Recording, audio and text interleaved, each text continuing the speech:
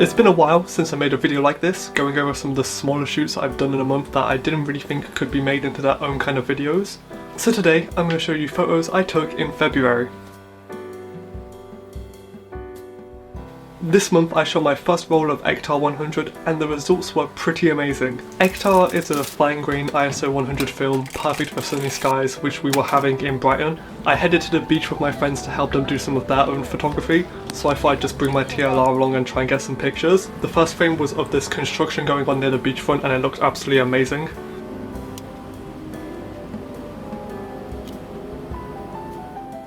Instant certified match banger. Oh my god. The colours are really vivid and warm and there's loads of nice layering going on, and the square format definitely just ties the whole image together, being symmetrical. It's just so nice and tie-in.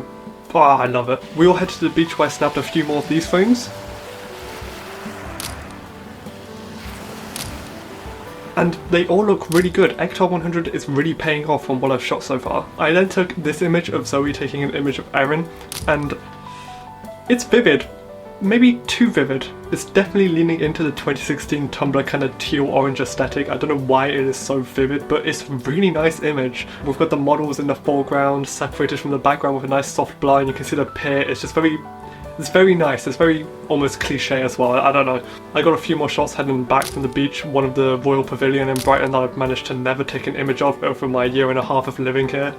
Once finishing the roll, I decided to partake in some alternate processes. If you follow my Instagram at Matthew_C41, you probably would have already seen this, but I have a running project called Chemical Dismay. Pretty much as the title says, I pour a bunch of chemicals on the negatives and loads of crazy stuff ends up happening. I won't dilly-dally too much on the process, but here are some of the results and they definitely look really interesting. I think I went too far in some of them and then not far enough in others, but there are some really nice results and I'm quite happy with how some of them turned out. Moving on, this month I finally got to test out my Dredston A1. This is a really crazy camera I got on an eBay bundle a while back for really cheap and I had no clue what it was.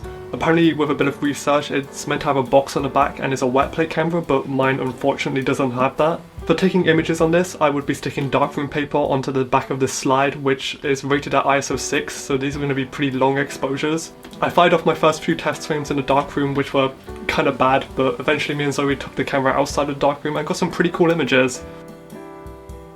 There's definitely a lo-fi aesthetic to these, but I think they're really cool.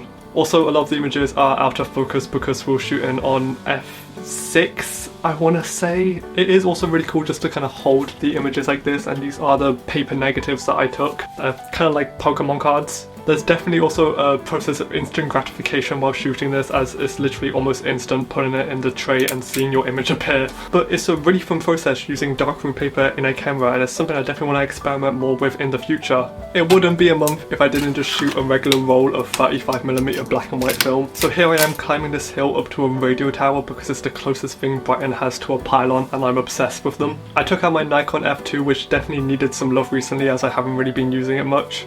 And it was just really fun to go out shooting a regular roll of HP5 and get some pretty nice images. There's definitely a nice return to normal process where you just go out on a walk and you just get these nice images, and overall I'm just really happy with how the shoot went. And the final thing I did this month was alternate processes again. Some of you may have saw one of my last videos where I took self-portraits on the box Brownie number 2. If you didn't, you should definitely check it out. The images from that shoot were really cool on their own, but I thought I'd take it a little bit further. I went ahead with the same kind of process of pouring bleaches and drawing cleaners on some of the negatives, and I got some pretty interesting results. None that I'm like overly pleased with and in love with, but they still look really good. I also finally experimented with burning negatives. It's something that's really commonly done and I've like only ever done it once. So I took a lighter to the negative and I made this image, and the texture where the emulsion started to bubble looks really interesting. If you want to check out more of these images, they're on my Instagram, of course, link in the description. Overall, February is definitely a bit more of an experimental month, but I still got a lot of good images from it. As always, stick around and subscribe. I've got more videos coming, and I've also recently launched a blog which you can find in the link in the description. Thank you for watching, and Matt out.